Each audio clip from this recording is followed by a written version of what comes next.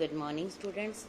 Today I am going to continue my lecture for plus 2 arts political science, and the name of the chapter is India's external relations or India's foreign policy.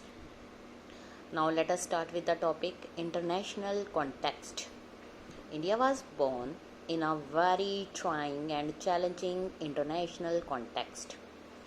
The world had witnessed a devastating war and was grappling with issues of reconstruction.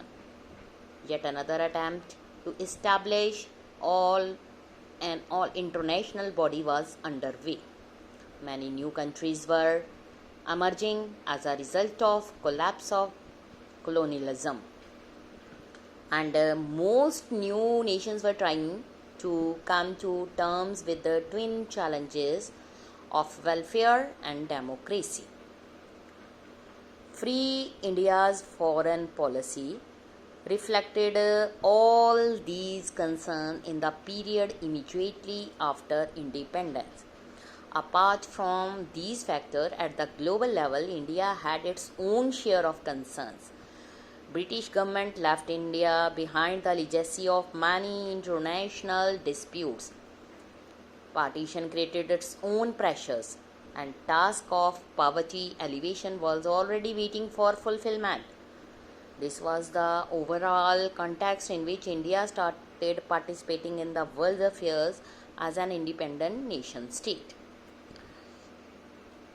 जो India का birth हुआ था, तो उस time जो situation थी बहुत ज़्यादा चैलेंजिंग थी.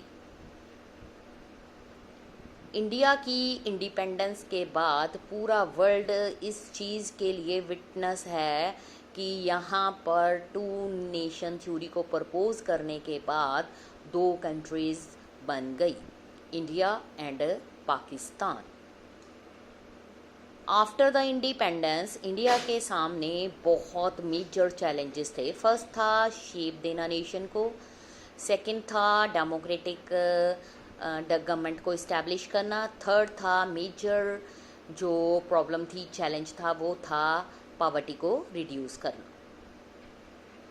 अब इंडिया इंडिपेंडेंस के बाद एक इंडिपेंडेंट नेशन बन चुका था, इसलिए इसने पूरे ग्लोबल लेवल पर वर्ल्ड यूनाइटेड नेशन को ज्वाइन कर लिया और उसके साथ ही इसने अपनी फॉरेन पॉलिसीज़ में डेवलपमेंट शुरू कर दी.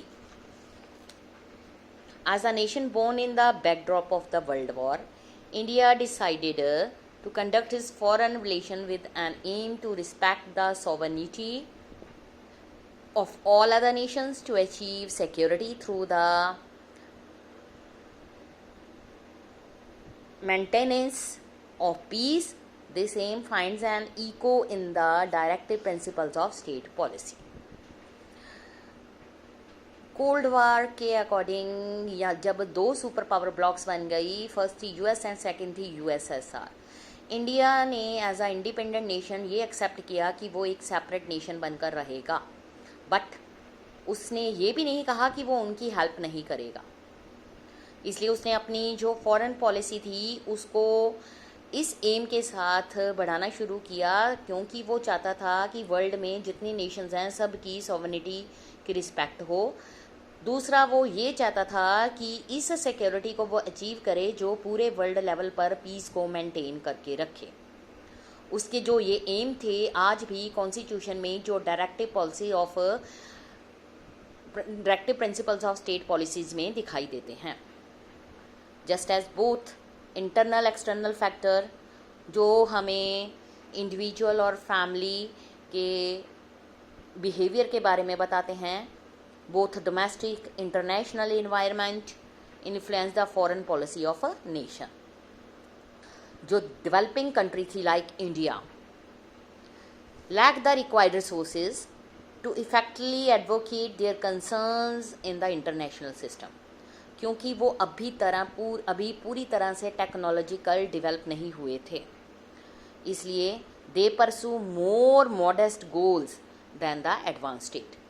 डेवलपिंग कंट्री के गोल्स ज़्यादा थे दैन द डेवलप्ड कंट्री. उन्होंने फोकस किया पीस एंड डेवलपमेंट अपने नेबरहुड के साथ। मोर ओवर जो उनकी इकोनॉमिक एंड सिक्योरिटी डिपेंडेंस थी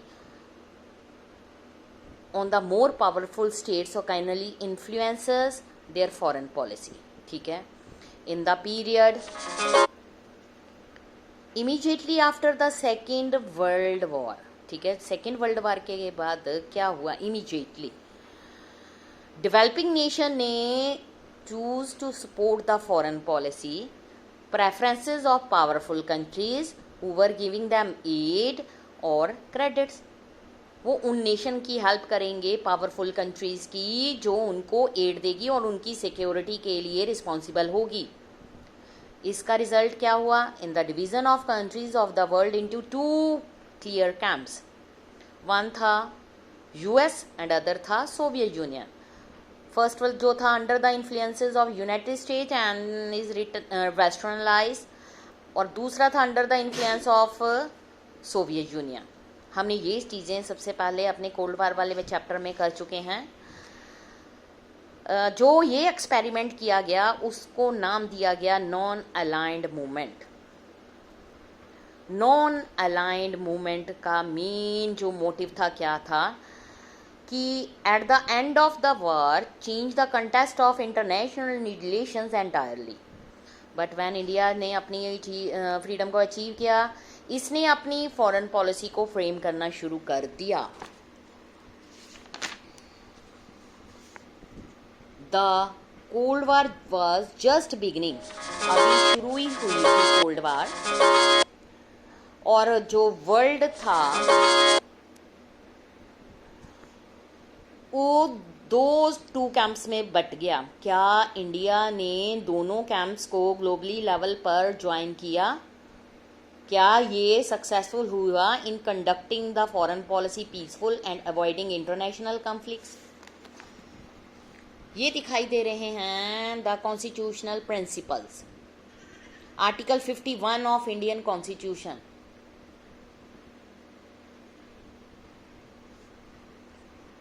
इसमें ये बताया गया है कि 51 ऑफ द इंडियन कॉन्स्टिट्यूशन, ये कुछ डायरेक्टिव प्रिंसिपल्स ऑफ ऊपर से लिया 100 इसमें ये बताया गया था कि some directive principle of state policy on promotion of international peace and security. The state shall endeavour to promote international peace and security, maintain just and honorable relations between nations, foster respect for international law, treaty obligation in the dealings of organized people with one another, encourage settlement of international disputes by arbitration। तो उसके बाद start हुआ topic the policy of non alignment.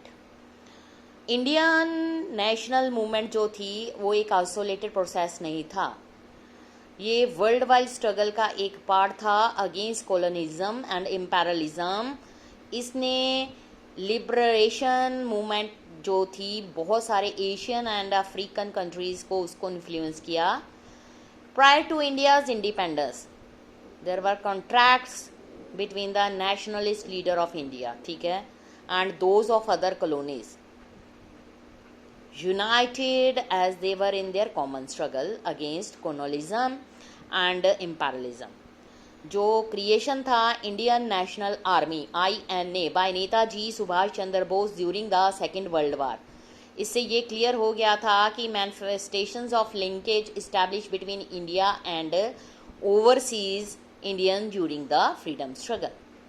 जो India की foreign policy है reflects the interplay of domestic and external factor.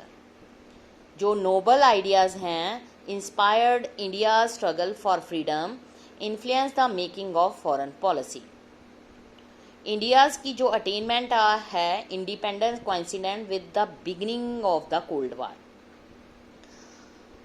इस period में इसको पॉलिटिकल पीरियड का नाम दिया गया, political economic military confrontation at global level. किस किस के बीच में? Two power block US and USSR। Same period also witnessed developments like establishment of UN, creation of nuclear weapons, emergence of communist China, beginning of decolonization. इसलिए जो India की leadership है उसने national interest with the prevailing international context पर इसको accept किया. It means India ने after independence दोनों कंट्रीज जो सुपर पावर ब्लॉक थी यूएस एंड यूएसएसआर दोनों के साथ रहना नहीं अच्छा समझा. उसने सेपरेट अपनी एक मूवमेंट चलाई फॉरेन पॉलिसी को जिसको नॉन अलाइनमेंट मूवमेंट कहा जाता है. इसका मतलब ये है कि अपनी कंट्री की और पूरे वर्ल्ड लेवल पर पीस एंड सिक्योरिटी को बनाकर रखना, एक दूसरे की हेल्प ना करना लड़ाई के लिए, सिर्फ किसके लिए, पीस डेवलपमेंट बनाने के लिए एक दूसरे की हेल्प करना. बट वो जो इंडिया था इन दोनों से सेपरेट भी नहीं रहना चाहता था क्योंकि उसको अपनी सिक्योरिटी की भी चिंता थी. इसलिए उसने अपनी फॉरेन पॉलिसी इस तरह से बनाई कि किसी दूसरे वर्ल्ड में दूसरी कंट्री को कोई इफ़ेक्ट भी ना पड़े, पीस सिक्योरिटी बनी रहे और उनको भी, इंडिया को भी दूसरी तरफ से सिक्योरिटी की एड मिलती रहे. यही सोचकर पंडित जवाहरलाल नेहरू जी ने नैम को आफ्टर इंडिपेंडेंस ज्वाइन कर लिया for the peace and security of the country. बाकी हम अगले लेक्चर में करेंगे. Thank you students.